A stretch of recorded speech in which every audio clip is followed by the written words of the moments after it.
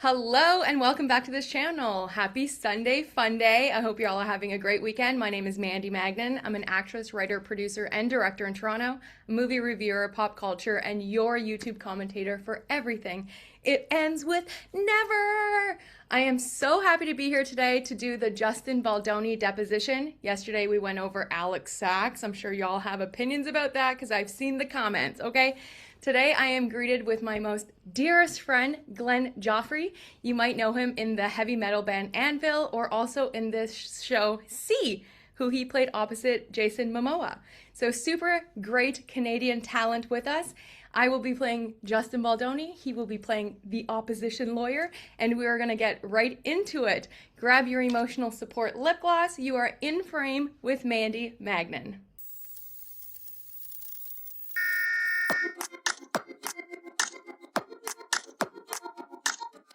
Everyone, please welcome Glenn. Yay! So there isn't going to be any commentary. We're just going to read it through. We're acting like it's like a cold table read, so none of us have gone through it, or neither of us have gone through the entire thing before. We're just reading it for the first time, but bringing it to you kind of like two actors working out a scene. It is over like a little over 100 pages, so it might take a little bit of time, but we're going to give you all the information, and here we go. Without any further ado, it is the deposition of Justin Baldoni. A set with all buys? I don't know. Well, so you're the director and you're the co-founder of the studio, and I'm here and I'm asking you, okay? Yeah. Okay, so someone has told me that your set is a buy-high set, okay? Are you giving me objection? Just let me finish the question. Okay, So let's establish some principles. You're the co-founder of Wayfair Studios, correct? correct, You were the director of it, ends with us, correct? correct.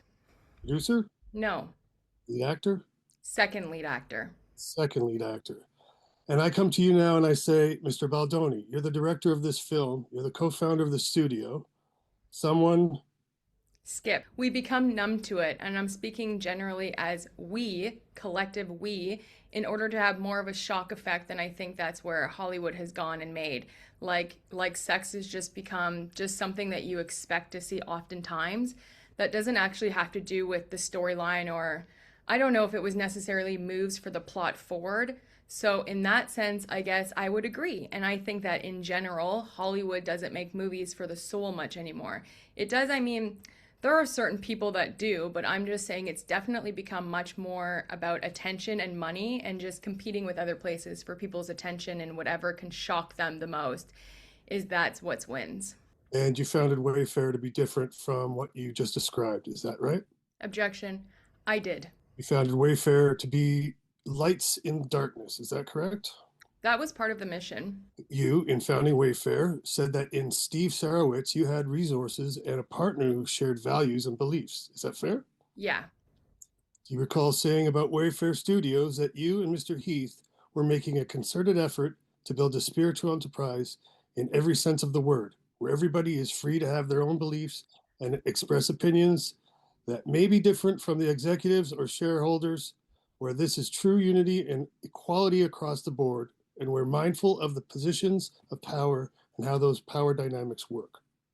Was the question, do I remember saying that? Do you remember saying that?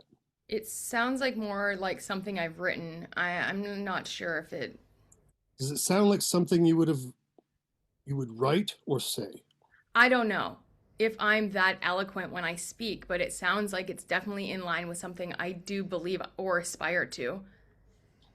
If I told you that quote appeared out in publication on Baha'is teachings.org entitled Wayfair Studios aims to be a light in the darkness, would that refresh your recollection at all? Objection. That would confirm it was probably something I wrote versus what I said. Okay. And do you believe that you have created a spiritual enterprise where everyone is free to have their own beliefs and express their own opinions that may be different from the executives or the shareholders, Objection. I do believe I've created it. along with others?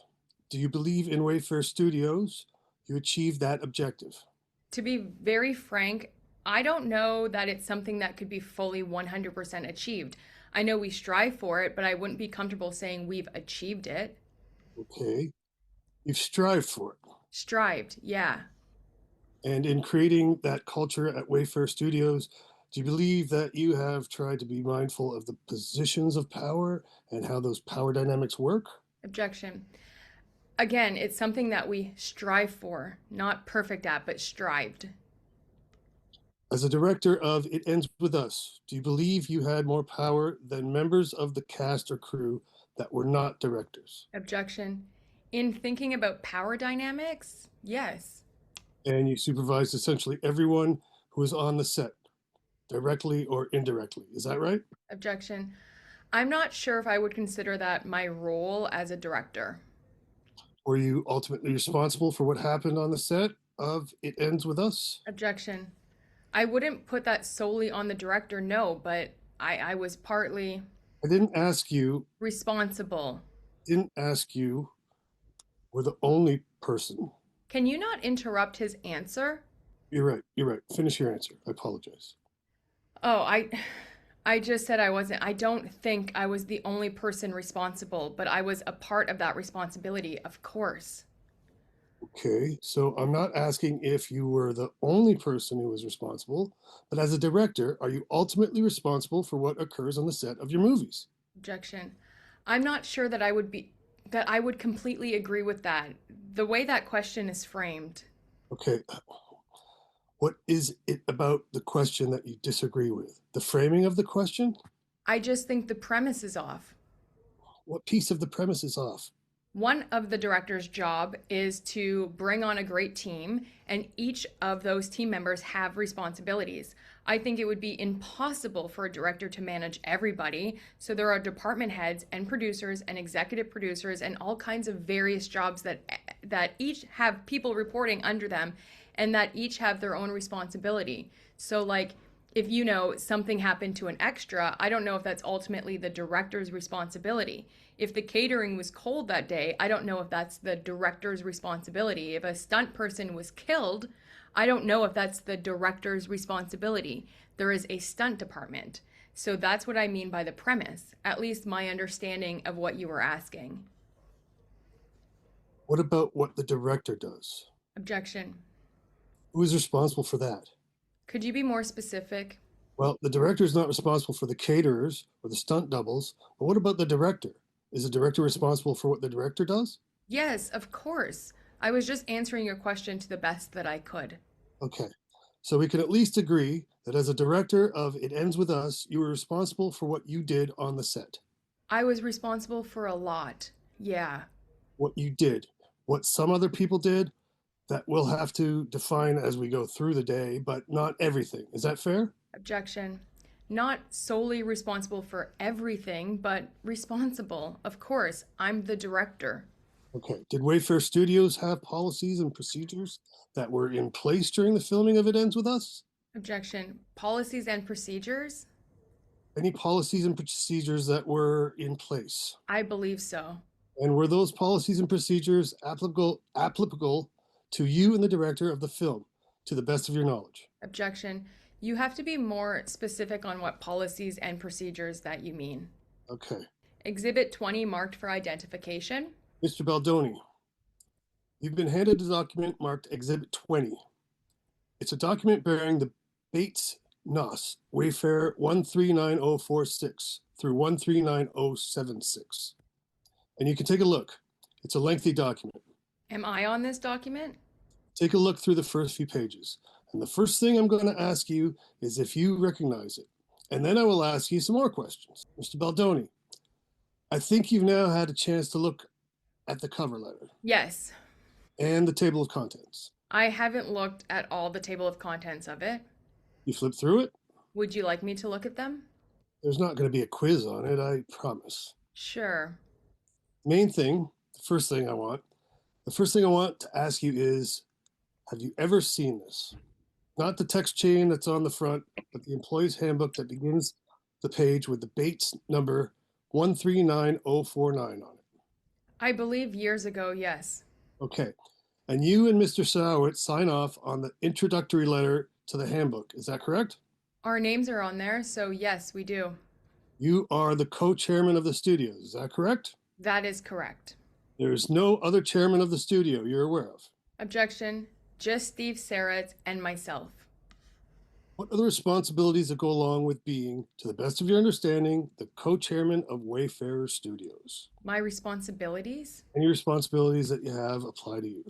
My responsibilities are to help select and pick who I believe, along with my co-chairman, to be the best managers for the company, to help the company in its creative direction, more bird's eye view of ideally, hopefully, where we're going, and then to consult with the CEO and president and upper management. And my specific responsibilities are also to help with creative for the various projects that we have Okay. based on my time. You see in the cover letter that you and Mr. Sarowitz have written for this handbook, reference to Wayfarer Studios being a Baha'i-inspired organization. I see that, yes. We were talking a little bit about that before. It's not Yes.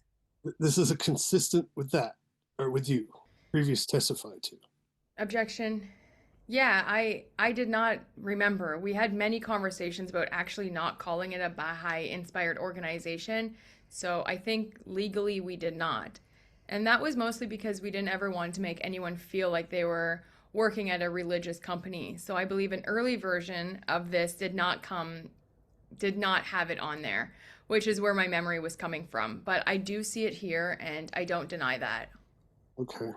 Are you aware of the later version of this handbook in which that was removed? I'm not aware of a later version. I imagine this is the most recent version. I believe there have been different versions of this various letter over the years. And when you say legally you were not a Baha'i-inspired organization, I'm not going to be asking you for your legal opinions during this deposition. No, no, no. What are you saying? It was just in the starting of an organization as it relates to the Baha'i faith. But we did not want our company to in any way be part of the Baha'i faith as an organization. So that's essentially what I mean, is that because the Baha'i faith internal government, if you will, is different than maybe like the Catholic Church or other Christian organizations, there is a Baha'i organization that actually is a government in the Baha'i faith, and that we do not want a company to legally be tied or associated with an official Baha'i organization. I understand. So that was the debate and the conversation around like a Baha'i inspired organization and what that actually means. Okay.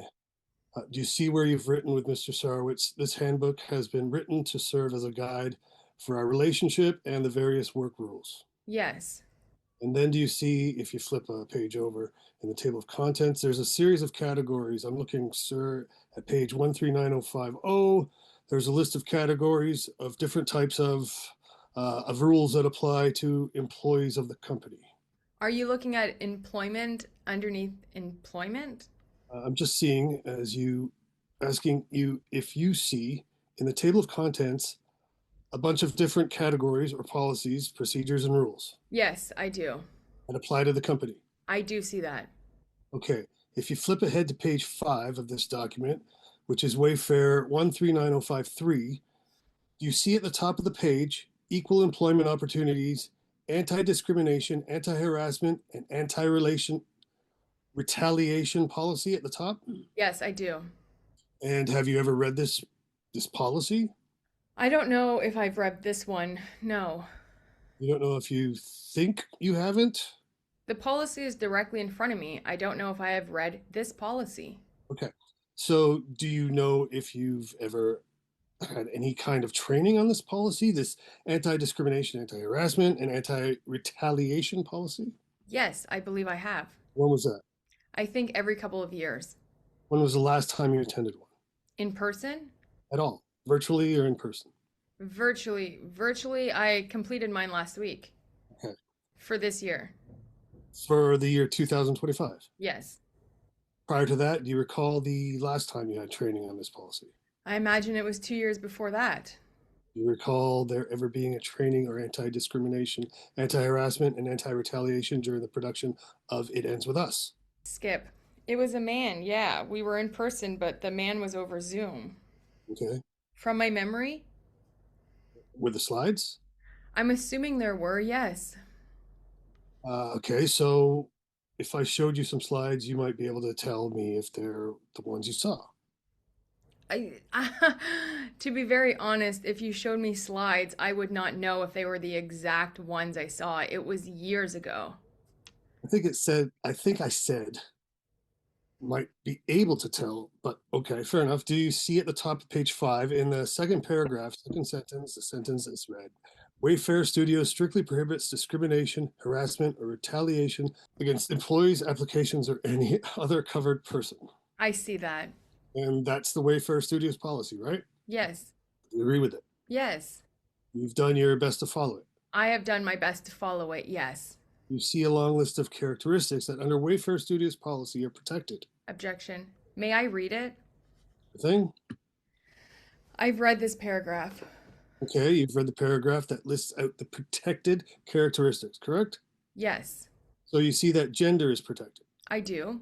See that sex is protected. Yes. And you see that further includes pregnancy, breastfeeding, childbirth. I do. You see that height and weight are also protected characteristics. Height and weight, and yes. You see that in the next line down, after that paragraph, the sentence that says, as read, all Wayfair Studios employees, officers, principals, agents, workers, and representatives are prohibited from engaging in unlawful discrimination, harassment, and or retaliation. Yes. And you were an officer of Wayfair Studios, is that correct? As co-chairman, I believe I am. And you were also an agent or an employee because you were hired to be the director of It Ends With Us. Objection. Yes. And you certainly represented Wayfair Studios in your role as co-chairman, right? I believe I am. And in fact, you and Mr. Sarowitz are the highest people in the hierarchy of Wayfair. Is that right? Objection. Yeah. Ultimately, the CEO and upper management answer to you and Mr. Sarowitz. Is that right? Ultimately, yes. In other words, if you and Mr. Sarowitz decide that, you had it with Mr. Heath, it's your decision whether to get rid of him, right? Yes. Do you want to tell him or should I? I think you should. It would go over a lot smoother. So, do you see that one paragraph down from the sentence I just read, the anti-harassment policy? I see that. And do you see where it says, I have not read this, so okay, can I read it? why don't you read that? I'm going to ask you questions about the next 3 paragraphs. So, if you want to read the next 3 paragraphs, then I will ask you questions about them. Okay, I think I've gotten through them now. Okay, so back on the previous page, page 5 of this document. In the start of the anti-harassment policy, do you see the sentence that reads, as read, Wayfair Studios prohibits harassment, disrespectful, and unprofessional conduct by any employee of the company, including supervisors, managers, and coworkers. Do you see that? I do. You understand what that means? That we prohibit harassment by anyone at the company. Okay. Do you see then the sentence that starts with the harassment may be verbal, written, or physical conduct? I do. Okay. So if you carry that sentence over to the next page, harassment may be verbal, written, or physical conduct. Go to in front of A, B, and C. That A has the purpose or effect of creating an intimidating, hostile, or offensive work environment, or B has the purpose or effect of unreasonably interfering with an individual's work performance, or C, otherwise adversely affects an individual's employment opportunities. Do you see that sentence? I do. Recall ever receiving training with respect to any of those concepts in the sentence I just read to you? I believe I do. You recall receiving training that discussed that harassment can be conduct that has either the purpose or side effect of creating a hostile or offensive work environment. I do. Okay, and do you see in the next paragraph, the sentence that reads, sexual harassment includes harassment that is not necessarily sexual in nature. Do you see that? Yes. You train on that concept. I believe I have. And you see further down, there's another A, B, and C here because, of course, we're lawyers. So we're lawyers love to put A, B, C's into our documents. So you see subsection C says, such conduct has a purpose or effect of substantially or reasonably interfering with an individual's work performance by creating an intimidating, hostile, or offensive working environment. Do you see that? I do. You understand what that means? I believe I do. And you've been trained on that as well. I believe I have. Okay. Do you see where it says sexual harassment may include a range of subtle and not so subtle behaviors? And it can include sexual jokes and innuendo, commentary about an individual's body, sexual prowess, or sexual deficiencies, or touching. Objection. I know I left some words out. Yeah. But do you see the words that I read there? Yes. Is this policy? Yes. And you've been trained on this as well. I believe I have. And because of that training, you understand that the policy prohibits behavior has these effects on employees, regardless of whether those effects were intended. Is that right? Objection. I believe so, yes. Okay. If you look then at supervisors and manager responsibility, do you see where it reads? If any supervisor or manager becomes aware of a violation of this policy, they are obligated to report the violation to Human Resources Management so Wayfair Studios can investigate and take corrective action. Yes. You understood that was your responsibility as a supervisor or manager. Objection. Yes. And that was Mr. Heath's responsibility as a supervisor or manager. Yes. On the next page, you see the section entitled Investigation. Yes. You see where it reads, any reported allegations of harassment, discrimination, or retaliation will be promptly and thoroughly investigated by qualified personnel in an impartial manner. Do you see that? I do. See where it says Wayfair Studios will ensure that these personnel will use the evidence to reach reasonable conclusions. Yes. And then one more sentence down after that, Wayfair Studios will maintain appropriate documentation and tracking to ensure reasonable progress is made. You see that? Mm-hmm. And then there's a discussion of what happens at the close of investigation. You see that? Yes. And you see that depending on what's found in an investigation, Wayfair Studios will consider appropriate options for remedial actions and resolutions. And if misconduct is found, Wayfair Studios shall take prompt corrective action as appropriate. You see that? Yes. Was an investigation of the type described here in this paragraph conducted for the conduct that is the issue in this litigation? Objection. Not until this lawsuit was filed and we were made aware of the conduct. So I think your testimony is this lawsuit was filed. You were made aware of conduct. We were made aware of allegations of misconduct. Okay, and then you launched an investigation. Skip. Unaware of the incidents that were described in the complaint? Or is it your testimony that you were unaware that Ms. Lively thought that those incidents constituted sexual harassment and retaliation? Objection. My testimony is that this lawsuit and the New York Times article and the CRD complaint was the first that I had heard of many of these allegations that evidently I was at or a part of, which I completely disagree with whether or not they happened. That said, the reason we launched an investigation was because this was the first official complaint lawsuit against us. So that investigation happened because it was past the HR complaint situation. It was now an official, very public situation. Is it your understanding of the Wayfair policy that in order to investigate allegations of sexual harassment and retaliation, that an official HR complaint needs to be filed by the complainant? I'm not sure. In fact, didn't we just look at on page 6 of the policy in the section entitled Supervisor and Manager Responsibilities, there's a line that says, if any supervisor or manager becomes aware of a violation of this policy, they are obligated to report the violation to Human Resources Management so Wayfair Studios can investigate and, if appropriate, take corrective actions. Objection. I see that, yes. So it is actually under your Wayfair Studios policy. It's not incumbent upon the person who feels that they have been harassed to come forward with this formal HR complaint. Is that right? Objection. I don't know if there is another part of this that says there needs to be a formal HR complaint or not, so I don't know. Okay. You don't see one as you're sitting here looking at this page, do you? Under the box, it says supervisor and manager's responsibilities. Objection. No, I don't see one. Okay, you testified yesterday, I believe, that you never read the New York Times article. Is that correct? Never personally read it, no. You've never sat down to read the article published by the New York Times written by Megan Towie about the incidents in this case. I did not personally sit down to read it. So as you sit here today, you do not personally know anything that that article says. Objection. No, I would not say that that's true. You have no personal knowledge from your own experience of what that article says. Is that right? I have a personal first-hand knowledge from what my attorney's giving me point by point, all that was in the article. Okay. So let me try it this way because, Consent, but that's what I'm essentially saying is there's even a possibility that in my teens and 20s I wasn't aware. well, literally what you said is, I'm sure I have crossed boundaries and lines in my teens and 20s, not even thinking about it, simply because of the porn I was consuming.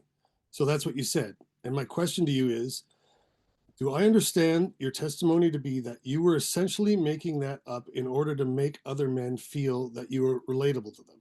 Objection, no. I'm sure I had crossed boundaries in my teens and 20s. I'm sure I have.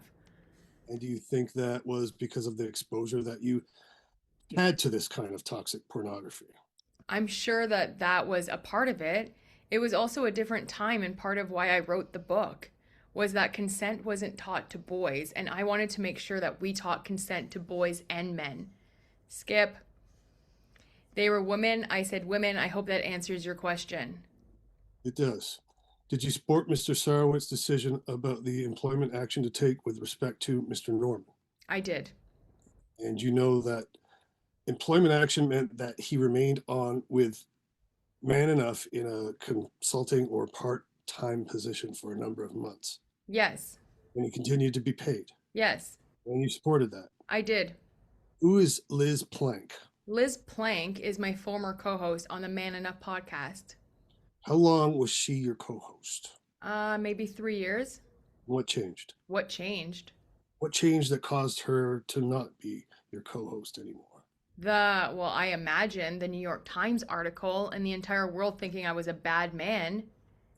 Did she tell you that? No, Did you talk to her when she quit? no. Did you read anything that she wrote about why she didn't want to be a co-host anymore? I believe it was shown to me, yes. Do you recall what it said? I can't recall exactly what it said, no. Was it not important to you to understand why Miss Plank wanted to discontinue a 3-year-long professional relationship at that point in time? Objection. Can you ask the question a different way? You can try. You said you didn't talk to her after she quit, No. and you didn't reach out to her to talk to uncomfortable Skip. uncomfortable because of the culture of hugging on the set of It Ends With Us. Objection. I'm not sure how my assumption of Miss Baker's testimony would lead to perjury. Do you or do you not think she is being truthful when she said that multiple people felt uncomfortable about a culture of hugging on the set of It Ends With Us? Objection. I think she was being truthful. That's not why I said I thought it was odd. Okay. Did you ever hear from anyone on the set of It Ends With Us that hugging, daily hugging, was making them uncomfortable? Yeah, there was a point in time that I had heard that, yes. And when was that? That was from Angie Giannotti and I believe Alex Sachs. Do you recall when that was? It was early on in production, maybe the first week or two. Okay. So that's in May of 2023? Objection. I have a feeling you know the date better than me, so yes. And what did you do when Miss Sachs and Miss Giannetti told you that certain people felt uncomfortable with the hugging on the set of It Ends With Us? Objection. I stopped hugging Did you perform an investigation? because people didn't want there to be as much hugging. No question. uh, no, Did you inform anybody in HR? I did not. Even though hugging is one of the items that appears in your sexual harassment policy. Objection. I was unaware of any official complaints of the hugging. In fact, quite the opposite. Again, and we did this before, you understand because we had this exchange before that an official complaint does not need to be filed in order for something to violate the Wayfair Studio sexual harassment policy, right? Objection. Correct. And you understand that there are supervisor responsibilities that apply Objection. that do not depend upon the filing of an official HR complaint, right? Objection. Correct. Okay. But just to point you back to 9054, page 6, paragraph 1, 2, 3, 4, 5, 6, it says, if any supervisor or manager becomes, skip, not myself. Did Wayfair Studios pay for people's salaries compensation on the film of It Ends With Us? I would imagine so. And you, as a director and co studio head, had the authority to hire, fire, remove, and discipline people on the set if you chose to do so. Objection. Yes. And then you see a reference at 3:05 p.m. by Ms. Sachs saying, do you remember when I called Andy Davis a few weeks in and was like, Andy, he's inviting the department heads to go to Russian baths with him? You see that? Yes. Who is Andy Davis? I believe Andy Davis is he might be the head of production at Sony Studios. Okay. And on the next, The person in charge of production at. Russell said when he rapped, he felt like he left a cult. I do see that. You find that offensive? Objection. It wouldn't be the first time people around this case have said I was in a cult. I think you testified earlier about meeting with Miss Lively that occurred in her apartment. Is that right? Yes.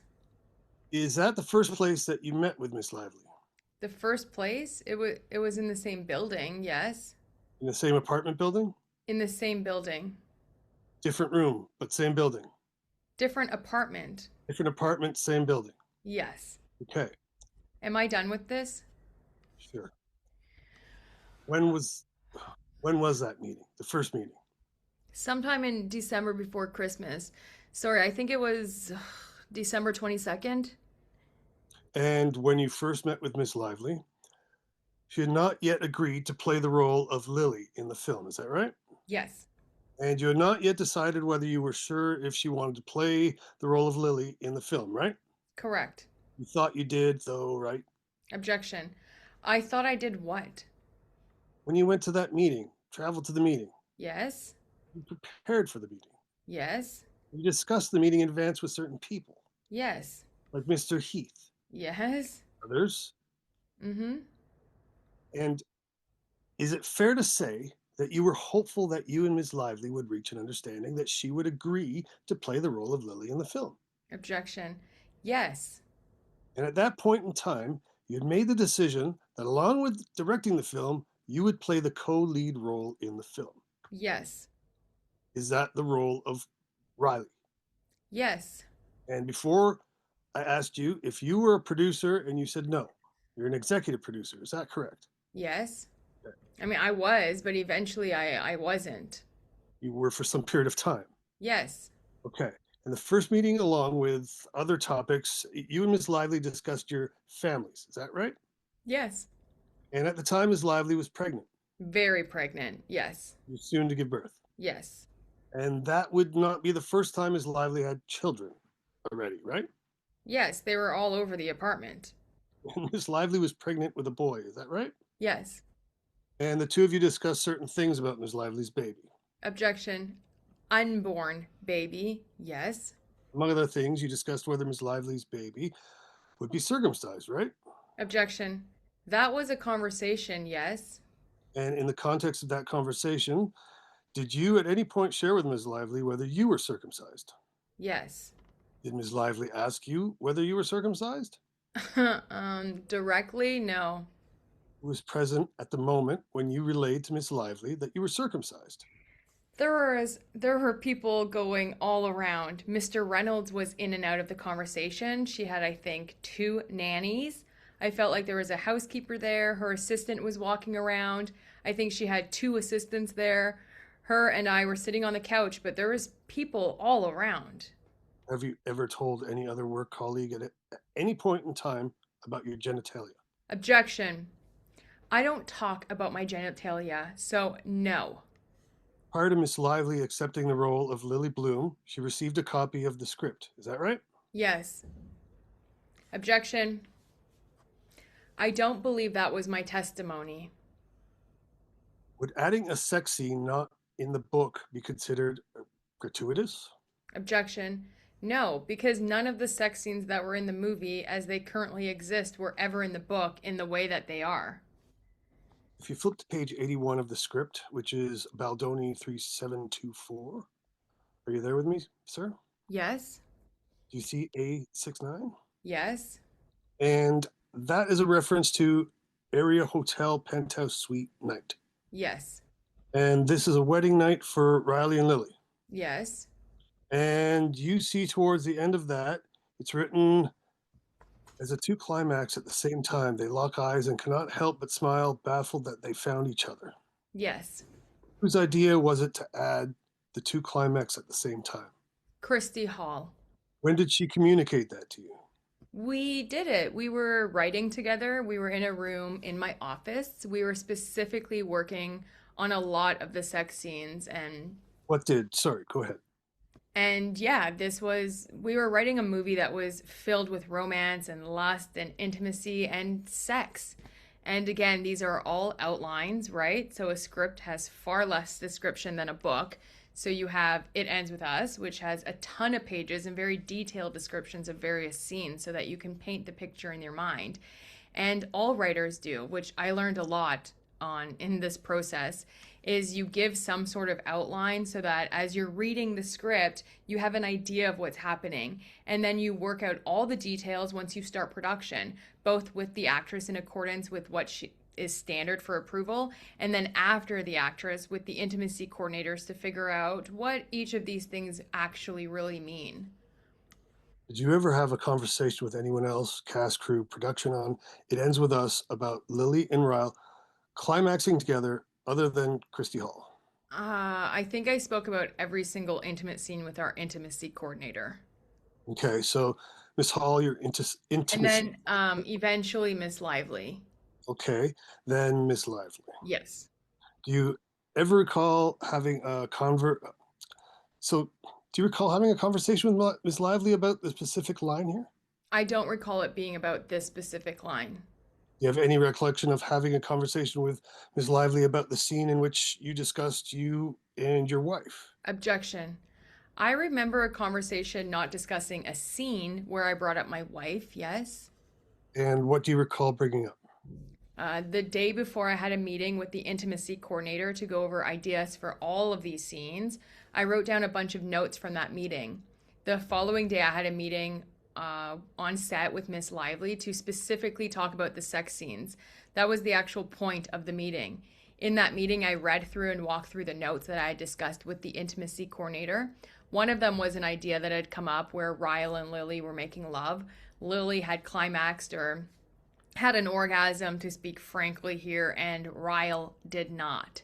And the idea, as the intimacy coordinator and I were talking about things that women have not seen on camera yet, things that would be unique, that would be attractive to the female gaze, which was the purpose of that meeting.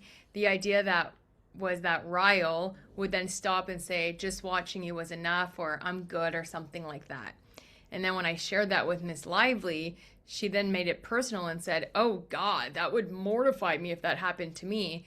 To which I then responded, as one does, because you're two grown adults with children who are married in the context of talking about sex scenes with a movie that you're making with a person who is understanding that there are going to be sex scenes in a book based with a lot of sex in it. The only thing you really have to share are personal experiences. So I said, oh, well, some of the most beautiful moments have been when that happens with me and my wife, and that was it. So you were interested in shooting the scene from the female gaze. I was interested in shooting all the sex scenes from the female gaze. Did Miss Lively have a female gaze? I would imagine so. She's a female. Did you believe she had one? Of course. Did you believe that the gaze was... Cut. They're going off the record. They're back on the record. And we're back. Did there come a time in May of 2023 where you learned that Jenny SLATE and Ms. Lively had made concerns known regarding comments that you had made on the set? In May of 2023, I believe yes. Yes. Who told you about Ms. SLATE and Ms. Lively's concerns? Angie Giannotti and Alex Sachs. Separately or together? Separate conversations. With Ms. Giannotti, was that a conversation in person, No. on the phone? Yes. How about Ms. Sachs? On the phone. Okay. What do you recall Ms. Sachs telling you about Ms. Slate's concerns? I recall her having lunch with Miss Slate and saying that Miss Slate, I don't know, she listed a few things. She said that Miss Slate had not appreciated the recording that I had made during pre-production with her and Miss Lively. She had not appreciated a comment that I had made on set regarding her wardrobe, something she was wearing. I believe she also said that Miss Slate didn't like that I was interacting with fans outside. There was a lot, a lot of fans when we were shooting, and then on certain breaks, I would go and just say hi to them because they were there all day. And if I recall correctly, she was saying to Miss Sachs that she didn't want to be asked to go out and do that as well because she was a very private person. So she was asking to not interact with, or I mean, to not be asked to interact with the fans. I don't know if it was Alex or Angie who told me that she had felt the set was too huggy or comfortable or whatever, but I know huggy was a word that was used because I remember the word. That's the best in my recollection at the moment. So between Ms. Sachs and Ms. Giannetti, you were told that Ms. Slate thought that the set was too huggy, yes? You asked me about Miss Sachs, so I was just answering for Miss Sachs. I thought you just said you weren't sure if it was Ms. Sachs or Ms. Giannetti that said that. Oh no, I thought I thought your original question was to recount what Miss Sachs told me. If I misheard that? That's fine. I thought you were breaking the two up. Did Ms. Giannetti's description of Ms. Slate's concerns differ in any material respect to you? Objection. Slightly. In what way? I specifically recall, to further answer your question, it was a FaceTime. With? Miss Giannotti. Okay. It was not a phone call. So a FaceTime with Ms. Giannotti? With what do you recall that's different? What's different is that Miss Giannotti had told me that she had asked Miss Slade if she wanted to file a report, if she wanted her to do something with it. That was not something that Alex had said anything about, to which Miss Slate said no. Miss Giannotti had also said on that call that when Miss Slate had said that I commented on her wardrobe and used the word sexy, that Miss Giannotti asked if she felt it was sexual or if I was hitting on her, and she said no, it wasn't sexual. She just didn't appreciate it. That's how, in my recollection, oh, and I believe it was from Miss Giannotti that I heard that Miss Slate didn't appreciate the way that Jamie or Mr. Heath had offered to pay for her additional housing, as if he was talking about the sanctity of motherhood. And I wasn't there, so I don't know, but she didn't like that, I guess. And so before, when you were testifying about what Ms. Sachs told you, you had mentioned a comment about a wardrobe. That comment about wardrobe included the use of the word sexy. Correct. And your testimony is that that comment was about the wardrobe choice. I don't think that's what I said. Okay, well, get back to your description of that in just a moment. Am I correct that in response to receiving this information from Ms. Sachs and Ms. Giannotti, you sent a message to Ms. Slate? Well, this was the first I had heard about it. Miss Slade had not come to me directly, and I felt terrible. And I wanted to apologize, but I also didn't want to burden her with that or make her uncomfortable. And so I thought it would be best, based on the kind of the power dynamic and the awkwardness of it, to actually send it to Alex so that I didn't have to like force her to accept my apology or something. So I was just trying to be respectful. And so, yes, I sent Alex a message to send to Miss Slate. You didn't want to make Ms. Slate uncomfortable by sending her a message directly. Yes. And that's because you understand that Ms. Slate was already uncomfortable in certain respects. Objection. Well, I understood that since she had shared that she had not appreciated some of my behavior, but as soon as I was aware of it, I didn't want to add to that in any way. So I wanted to send it to her so I didn't like create more discomfort. Any more discomfort? Objection. Yes, correct.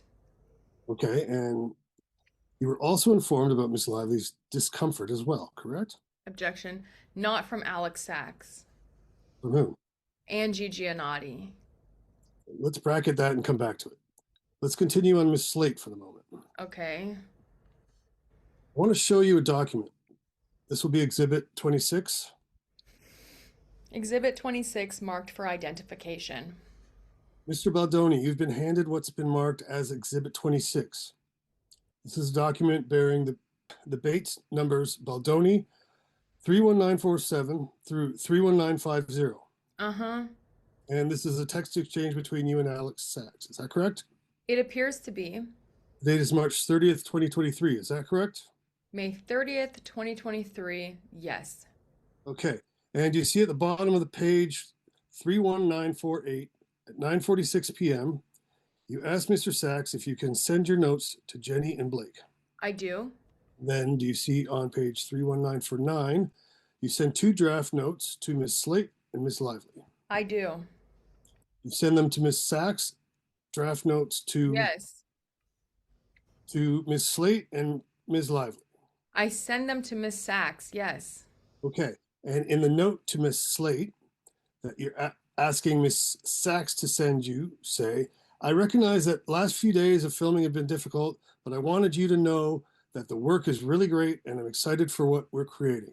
Were you being straightforward and truthful when you said that the last few days of filming have been difficult?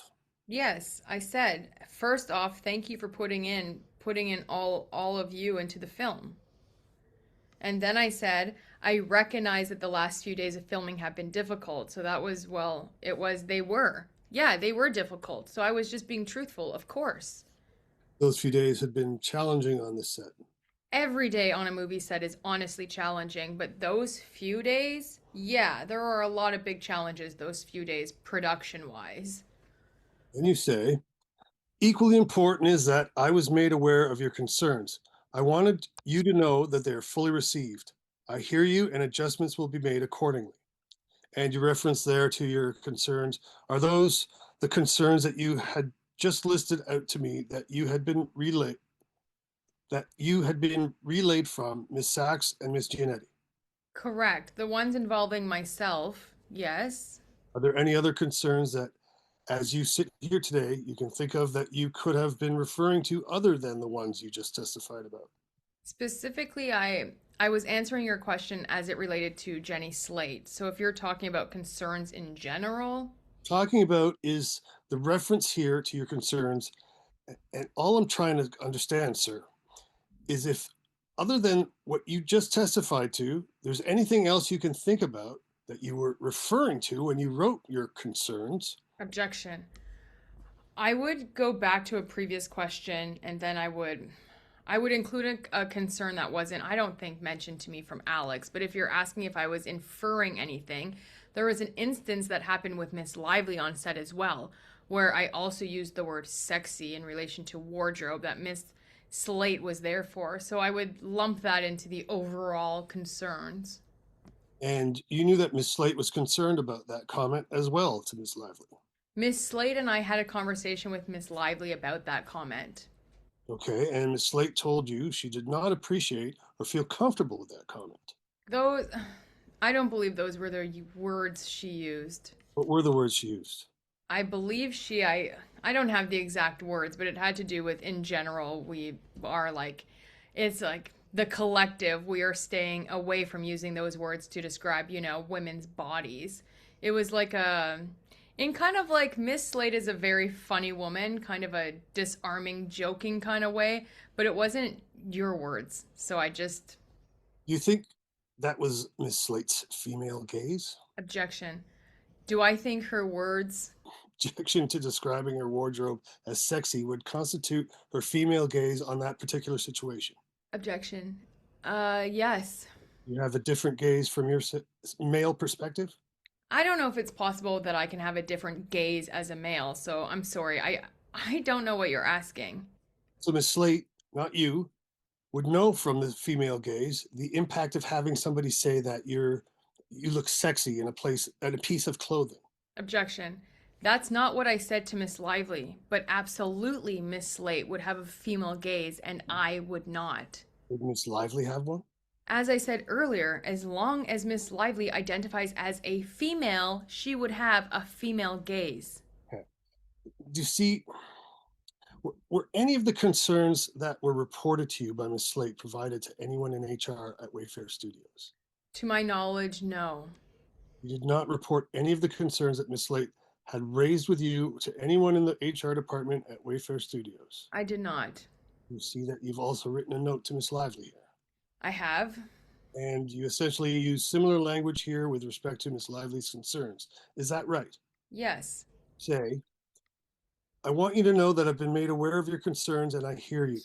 They are fully received and adjustments will be made immediately. Do you see that? Yes. And you say, the dailies are looking wonderful, and while the last 2 days were tough, I assure you that your work was fantastic. You see that? Yes. And you say, I truly believe you are creating one of your most honest performances that will have a long lasting and powerful impact. You see that also? I do. Were you being dishonest when you wrote this to Miss Lively? No. You believed all of that. Yes. You did not believe as of May 30th, 2023, that Miss Lively's concerns had been fabricated. Objection. The concerns, well, I don't think we've talked about her concerns yet, but The concerns to which you are responding here when you say, I've been made aware of your concerns and I hear you. They are fully received and adjustments will be made immediately. With respect to those concerns that you're saying that you've been made aware and they are fully received and adjustments will be made immediately.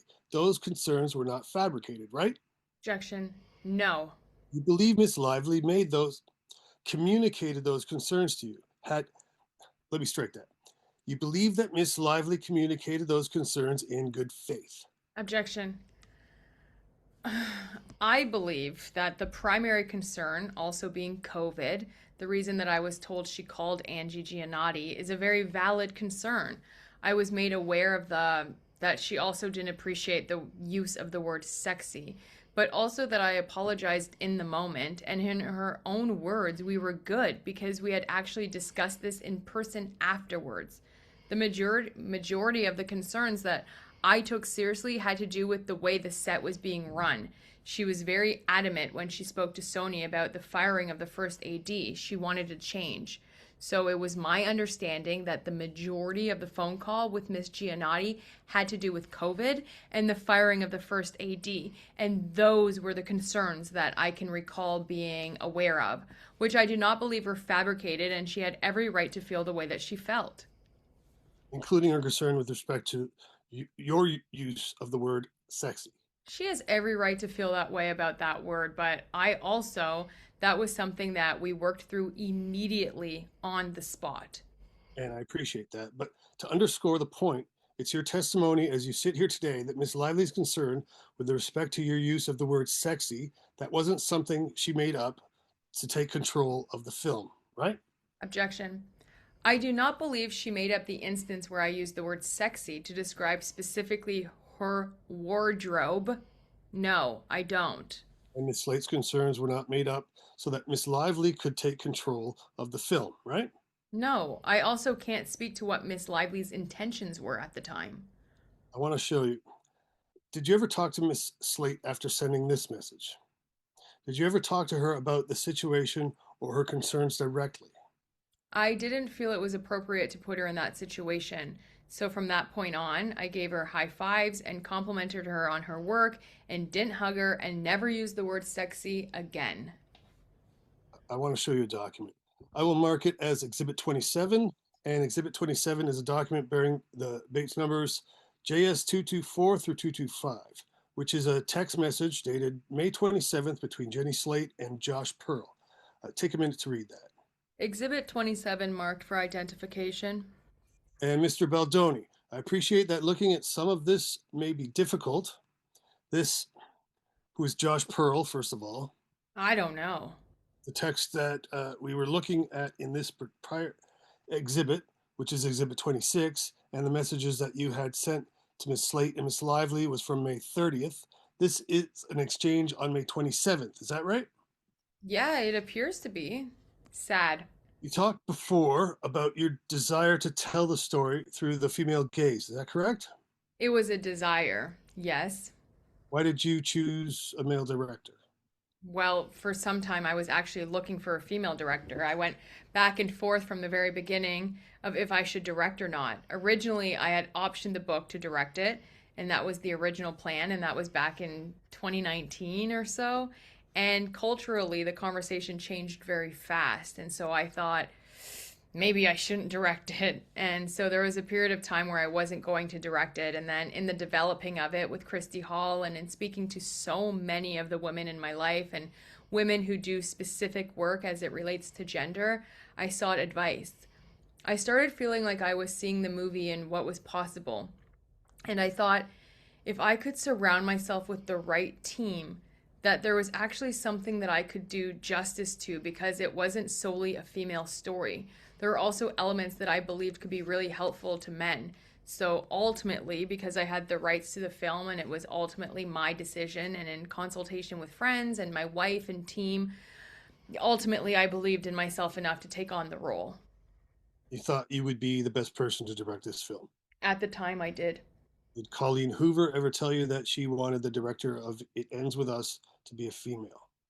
My recollection from the very beginning was that Colleen Hoover knew I was going to direct the film. That was why she gave me the rights. So my question is, at any point in time, did Colleen Hoover ever tell you that she wanted the director of the film to be female? No, I don't remember a conversation like that. It may have happened, but I feel like I would remember. Okay, do you recall ever having a conversation with anyone where they told you maybe the director of this movie should be a female? I think during the time that I was just discussing where there would be big shifts culturally, yes, which is why we were looking for a female director for quite some time. Okay, but ultimately you decided you were better positioned to tell the story. Objection. I wouldn't, no, I wouldn't characterize it in that way at all. Do you recall ever saying to Brandon Sklenar on the film set something to the effect of, I have to tell you something, but I don't want to get canceled or lose my job. You can't say anything on this set anymore. I have heard that in someone else's testimony, and that is not something I said. That's also not the way I speak. Whose testimony did you hear that in? I believe Jenny Slate's. Did you ever come to ever feel like you couldn't be open or candid or unfiltered on your set? Yes, but not for any reason that it's inferred in that text, nor would I ever say anything to Brandon Sklenar like that. So if somebody said they heard you say that, your under oath testimony would be that they're mistaken. My under oath testimony is that I don't believe I ever said anything to that effect to Brandon Sklenar. Did you say to Miss Slate when you made the sexy comment that you could say that because your wife was there? Objection. My recollection of the sexy comment was that it was all kind of said in one sentence. And what was the one sentence? Miss Slate walked in. As a director, I was doing whatever I was doing, getting the set ready. I looked over to her. She was wearing, I believe, like black leather pants, which were designed, I'm sure, to look sexy. And without thinking, I said something to the effect of, "Oh wow, those pants look sexy on you." And my memory, if it serves me correctly, my wife was in the room nearby, and I think I said in my head, and I was like, "Oh, maybe I shouldn't have said that." And I said, and I said that as a married man with my wife in the other room because I did not want it to come off in any way like it apparently did. So I was just in that moment, it was just an instant where I said something that I was like, I probably shouldn't have said that, and just tried to make it not super awkward and made a bad joke at the end of it. What you just described to me, I probably shouldn't have said that. My wife's in the other room. Is that something you said out loud or this in your head, what you were thinking? Well, it was like an internal dialogue. Internal dialogue? Like, yeah, it just came out. It was an instance where I said something without thinking. Okay. Have you ever discussed, in the context of the events of this film uh, and what happened on the set, have you ever discussed trying to describe them as a component of the neurodivergence? Objection. That being an instance, yes. Anyone you thought sexual harassment was being insinuated or suggested about you or your conduct? Objection. I'm not sure, but I know that I certainly didn't agree with or the insinuations. If you had thought that sexual harassment was being insinuated, suggested, would you have wanted some kind of an investigation to be done or to exonerate yourself? Objection. I'm not sure. I'm going to mark a document. Before I do, Mr. Baldoni, I see you have a drink in front of you. Yes. It's a drink called Update, right? Yes. Are you a sponsor or a promoter of Update? A sponsor?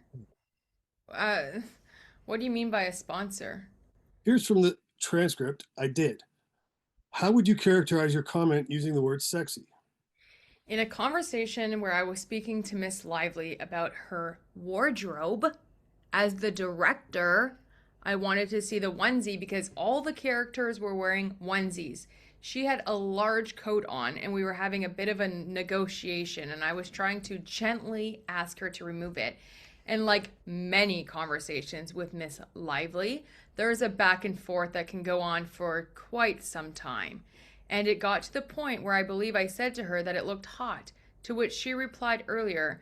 She had said she thought it was cute, and that's why she wanted to wear it. And then I had said it like down the line. I had said it looked hot, and she said that's not what I was going for.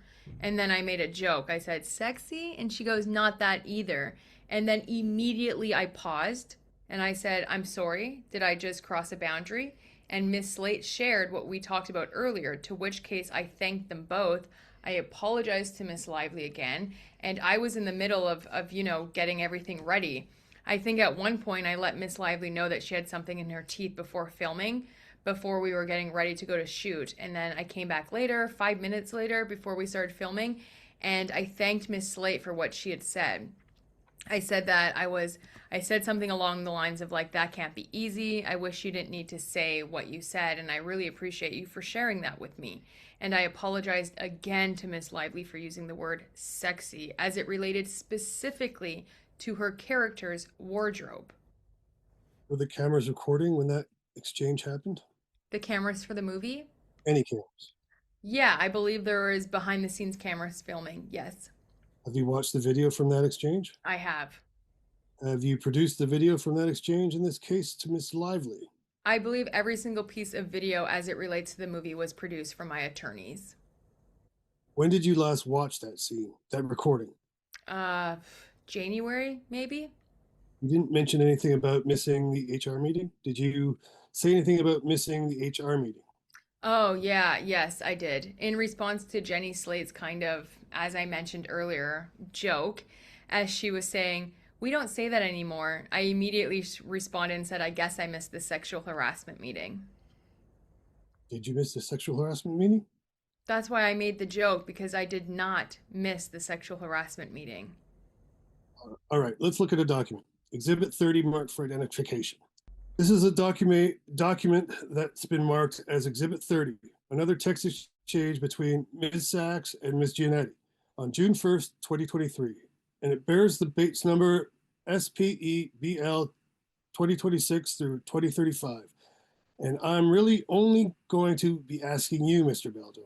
I thought Miss Lively was upset, and that's why she was sharing the story. I can't, one, speculate to what Miss Lively was feeling. All I was saying was that she did not seem upset as she was sharing the story. It felt like this was something that she wanted to share to ensure it didn't happen again. But I can't speculate as to what she was feeling or not feeling.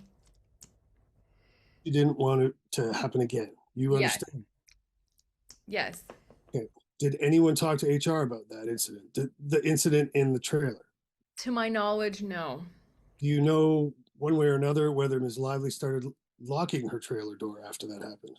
I do not. Did Sony ever issue any kind of warning to you or Mr. Heath, so far as you know? A warning? Warning. No, not that I'm aware of. Caution? You're welcome to refresh my memory, but not that I can think of. That's fine. I'm just interested if you recall at any time they cautioned, warned, or otherwise issued anything that sounded like that to you. I don't recall a warning or a caution. Okay, let's do Exhibit 31. Mr. Baldoni, you've been handed what's been marked as Exhibit 31, which is a document bearing the base numbers Baldoni 16447 through 16452. And this is a text chain, I believe, between yourself, Mr. Heath, Miss Abel, and Stephanie Jones on November 10th, 2023. Let me know once you've had a chance to look at it. Okay. Had a chance to review Exhibit 31, Mr. Baldoni? I have. Recognize this document? I do. Seen this before. Yes. You see that the meeting was supposed to include the director, all producers, the Saudi representatives, the newly engaged third-party producer, BL and BL's designated representatives to confirm and approve a plan for the implementation of the above that will be adhered to for the physical and emotional safety of BL, her employees, and all the cast and crew moving forward. I do. Did that meeting occur? I believe that meeting did occur. When did that meeting occur? The evening before day one of production. I don't have the exact date offhand. January 4th, 2024? Yeah, that sounds correct. And where was the meeting held? At Miss Lively and Mr. Reynolds' residence. And did all those people that you see, Skip. Mr. Baldoni, before the break, I had handed you Exhibit 32. I'm going to ask you about your message that appears on the first page, first full page of Exhibit 32. Exhibit 32 is a text change between yourself and a number of individuals on November 12th, 2023. Is that right? Yes. And how would you describe it? Looks there a title to this group. It says Prayers and Support. What is that? This is just a group of some of my best male friends. And Mr. Heath is on there. He's a friend and also a coworker, right? Yes. And what about Mr. Musial? My best friend and not technically a coworker. He's a former partner. Okay. Here you're saying, we all know what this document insinuates, right? I see that. You say, this is all a manipulation, right? I see that I said that too. You say, there's even silly things inferred. Jamie was inappropriate, which is silly, right? I read that, yes. Is the reference to Mr. Heath that in the 17-point list a reference to entering trailers? Objection. I have no idea what I was referring to here. Okay, but what you knew was you thought that there was something inferring that Mr. Heath had been inappropriate, which you thought was silly. Objection. I don't know what I was saying was silly. That's what I can tell you. You said that this letter was sent in an effort to gain power over you personally and the studio, right? I think that's what I believed. That's what you believed at the time. Very clearly, yes. Yet, you thought all or nearly all of the requests or the conditions in the letter were reasonable, right? Objection. I did. So what kind of a plan is that? Objection. If you're trying to come up with a plan to assert power and domination over somebody, why would you send them a list of 17 very reasonable things to do? Objection. I can't speculate as to why someone would do that. In the list of 17 conditions, or the text that was accompanying it, that was screenshot in the document we were just looking at, was there any demand to send Ms. Lively the unfinished director's cut of the movie? In what? In what we read together? In what we read together? No. Was there any demand that Ms. Lively be allowed to take control of the edit of the film? In the 17-point list? In the 17-point list? No. Was there any demand about ultimate control over the content of the film? Objection. I believe there was in the 17-point list. And what is your recollection of that? I believe there is a paragraph where she asked for ultimate control over some of the content of the film, just like what you said. What content was that? I believe any intimate scene depicting her character. Over any intimate scenes, correct? Yes, but Okay. I consider that content. You say to your friend group, we don't believe she will leave or leak to the press, but this is not her threat of a nuclear bomb, as she knows this is the only way to get to me. Do you see that? I do. What did you mean? This is the only way to get to me. I'm not sure what I meant. Do you believe that as you sit here today, that the 17-point list was a nuclear bomb and the only way to get to you? Again, I don't know what I meant. This was a text sent in a very confusing, dark skip. That came to our attorney, so yes. And it involved issues relating to personnel and employment with respect to the film, right? Objection, yes. So why did you feel like it was appropriate to send details about that to a friend group that included lots of people that didn't work at Wayfair Studios? Objection. I don't believe I sent the document itself or any attachments. You just described it. Objection. I wasn't aware that there was anything in that document saying I couldn't describe it. Before, when I asked you about the incident in Miss Lively's trailer involving Mr. Heath, did you ever take any steps to confirm or learn what had actually happened in that meeting? Objection. My understanding is anything that happened during that meeting interaction was discussed in person and worked out. And my recollection is Mr. Heath apologized to her for even looking in her direction. That's what he was apologizing for. And it never happened again. Did you ever take any steps to decide for yourself what you thought had happened? Objection. I'm not sure what further steps I could have taken, as Miss Lively herself spoke to Jamie, and they were the two people involved. You later came to learn that Mr. Heath had a different view of what happened in the trailer with Miss Lively, right? Slightly different at the time.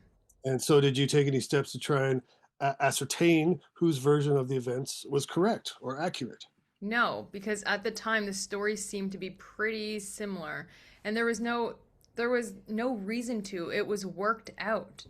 Eventually, you believed Mr. Heath's version of what happened in the trailer, right? Objection. Again, at that time, which was 2023, the versions were very close. They seem to be different now. Earlier, we talked a little bit about the January 4th meeting in Miss Lively's apartment. Do you recall that? Yes, You said, withdrawn. You attended that meeting. I did. It was memorable. Objection. That's one way to put it. Would you characterize it as traumatic? For me, I would. I'm not sure if anyone else would. I'm only asking about you, sir. Objection. Then yeah, During that meeting, did Ms. Lively read a list from her phone? she did. You have a distinct memory of her reading a list of incidents or items from her phone to the group during that meeting. I do. Okay. I'm going to mark the next exhibit, Exhibit 33. Mr. Baldoni, you've been handed what's been marked as Exhibit 33. This is a document bearing the Bates numbers BL 38461 through BL 38462. Have you had a chance to review this exhibit, Exhibit 33? I have. You know one way or another as you sit here today whether this is the list that Ms. Lively read from her phone during that meeting on January 4th. This was not the list that Miss Lively read from her phone. How do you know that this is not the list that Ms. Lively read from her phone in that meeting on January 4th, 2024? For one, she never used the word no more. That's how I know, first off. Okay. And you know that based on your specific recollection of how she spoke to you during that meeting. I know that because I was present and in shock of what I was hearing and paid very close attention to the words, and no more was never used. It also says an updated list, so I'm not sure when it was updated. Okay. Well, apart from your identification of no more, do you have any other reason to believe that this list is not what Ms. Lively read from during that meeting on January 4th, 2024? Objection. I think that's a big one. I mean, the fact that she never said no more shows it's not the same list. I'm asking if there's any other reason. Yes, these are certain. I would say there's quite a few things in here that were not read or discussed that day. You recall Ms. Lively saying during this meeting that this was the worst experience of her life. I do. You recall her saying during the meeting that others had witnessed this behavior. Objection. I don't remember those exact words, no. You recall the words creepy or abuse being used in reference to your behavior.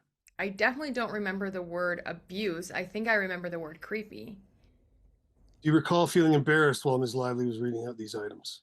I think that could be accurate for one of the things I was feeling, yeah. I want to mark another exhibit.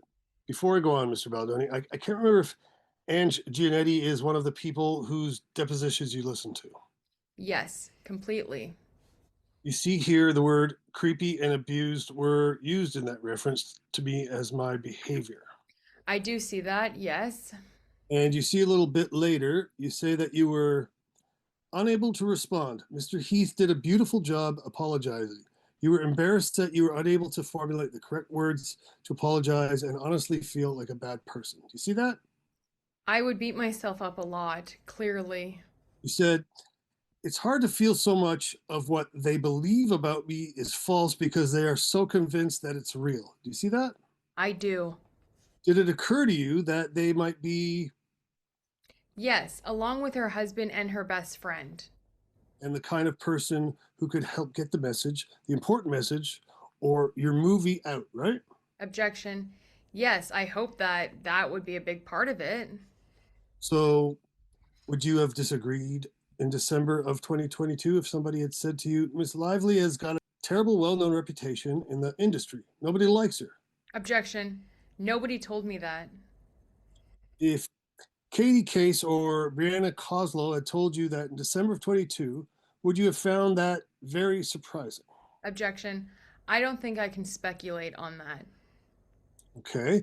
On the previous page, 18853, at 11:01 a.m., you say of Miss Lively, she had the nuclear bomb. If she doesn't promote the movie, she can leak that I'm a bad person or that she felt unsafe with me and all the stuff she has on me. Then she's the victim. It's the Taylor Swift playbook. So she can ask for whatever she wants because she knows I know. Do you see that? I do. Did you mean that? Objection. What part of it? All of it. I don't know. You would agree to the conditions that Ms. Lively asked for to return to set, right? Yes. And upon the return to production, so far as production on the set went, things went pretty well, right? Well, according to your own complaint, everything went great. Refer to her, Miss Lively leaking, I'm a bad person or that she felt unsafe with me. Objection. I think when you are somebody like small in the industry like myself and you're dealing with a titan like Miss Lively and some of the most powerful people in the world, which are her best friends, and you're in the situation that I was in, I think it's very reasonable, especially at this point, to be concerned about what's possible and what's not. I was spinning at this point. Is there anything else you can think of other than the material contained within the 17-point list or the list that Ms. Lively read from on January 4th, 2024, that as you sit here today, you might have been referring to when you referred to a nuclear bomb that could be leaked? Objection. Nothing about the 17-point list, but I assure you that that list was read to me contained complete fabrications of the truth. So I very well could have had that be a part of why I felt scared of like lies.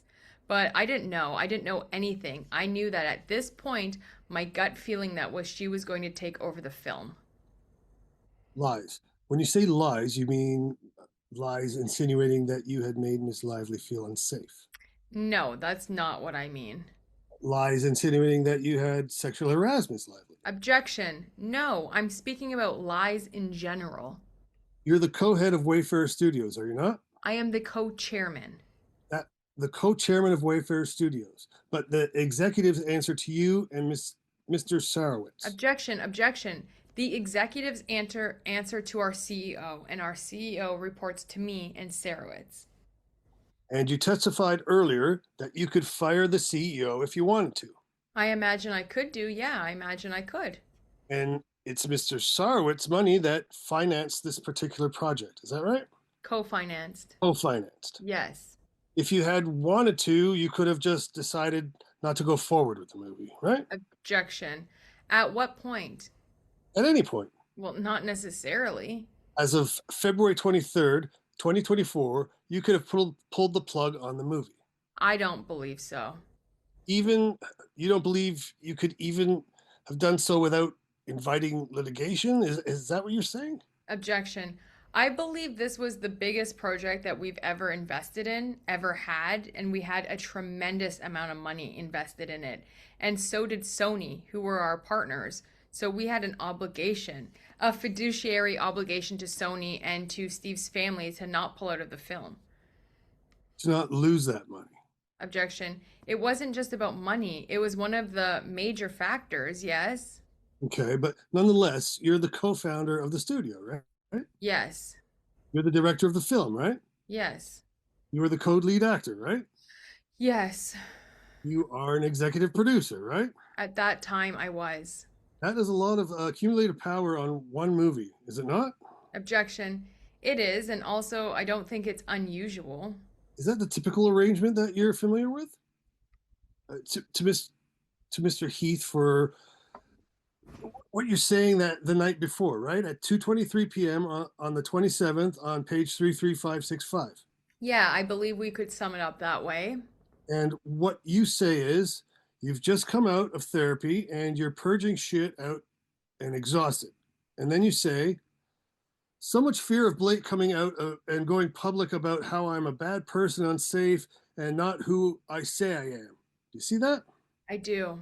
And that's similar language to the fear that you described for Mr. Van Winkle in the document we just looked at a few minutes ago from February, right? Objection. I believe so. You were very concerned that Ms. Lively would go public with some of the materials or allegations that had been contained in the 17-point list and in the list you read on January 4th, right? Objection. Again, I disagree with anything to do with the 17-point list. But you think it might have been referred to items that were in the January 4th list. Objection. I'm sure I had feelings about the lies that I felt were in the January 4th meeting, but I think it's a very reasonable feeling that I'm expressing here. Mr. Baldoni, was the thought of somebody saying publicly that you were not who you say you are one of your biggest fears? I think based on where I was emotionally in my healing journey, therapy at the time, and going through this film, I would imagine that was a fear. Yes. And that's what you're referencing here to Mr. Heath, isn't it? With your reference to little boy that you're so intertwined with. Objection. I'm just out of therapy and clearly not sober in terms of my emotional state. So I was extremely sensitive and vulnerable and clearly in a very dark place at that moment. I understand. And I'm sorry to press on it, but you're saying to Mr. Heath, I think particularly in this carryover message at 2:33 p.m. on the 27th, that your personality is being overrun by this little boy who feels scared and threatened. Is that what you're conveying to Mr. Heath in this message? Objection. No.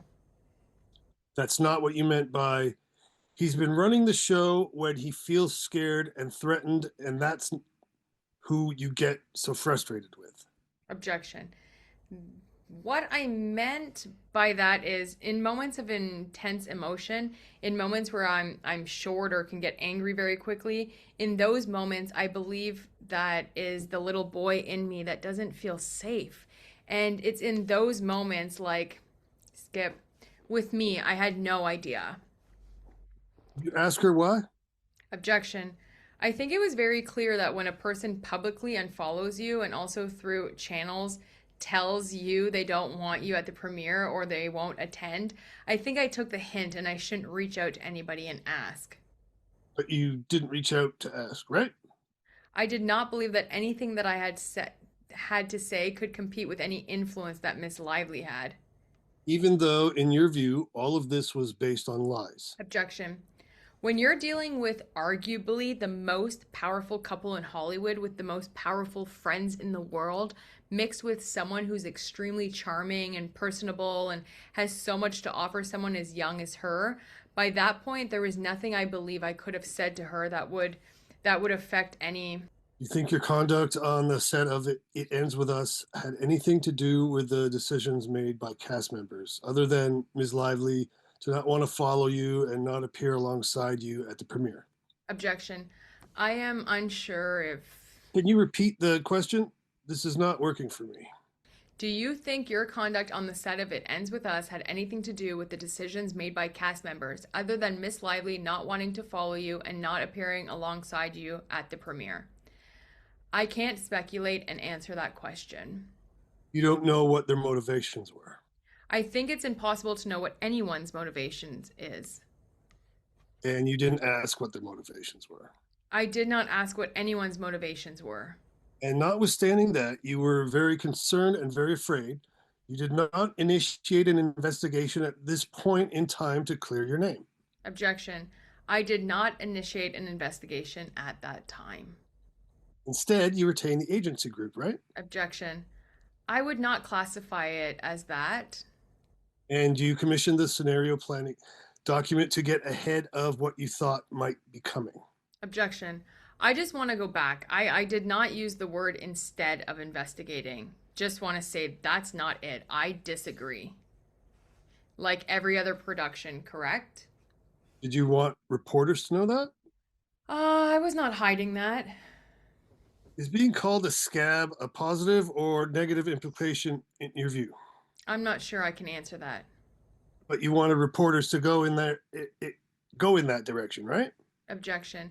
What I believe I was doing was passing on a message from my partner Steve, who relayed to me after reading a story that appeared to me in response from something Miss Lively said on her own. She was not even asked about whether or not her husband wrote a scene, and then because of that received a lot of negative backlash, as did Mr. Reynolds, because why would Mr. Reynolds be in a Writers Guild writing a scene in someone else's movie that he's not credited for? And so Steve, seeing Mr. Reynolds' apparent leak that the script was a disaster, which seemed like he was trying to save his own image in that moment, asked me to pass on to Melissa and Jen that an idea could be presented, which would be flipping this narrative that our movie, was a disaster to begin with. And this again was a purely defensive conversation. There was an offensive move done to say that our script was originally a disaster, and we were implying that this could happen. We did not say go do it. I don't, unless you have something where I did. You characterize these as offensive and defensive, yet you have admitted that you have absolutely no idea whether Mr. Reynolds ever said that the movie was a disaster that he saved. Objection. Untrue. I do know he said it. You know that he said that the movie was a disaster that he saved. Yes. Okay, and you know that how? He said it in the January 4th meeting in person to my face. And did he say that in public at any time that you have ever heard him say that? I found it odd that something he said to. Da, da, da. Ah. Okay, there you have it. That's Justin Baldoni's big unsealed deposition. There's also going to be a part B. It's a little bit shorter, but I'll bring you that tomorrow. Coming up is Jamie Heath's deposition. We'll do Jed Wallace. We're going to get through it, okay? Let me know what you think about this. I hope you're having a great Sunday. You know, you take some time out to love yourself a little bit more today. Be kind to others, and especially be kind to yourself. I love you so much. I'll talk to you soon. Bye.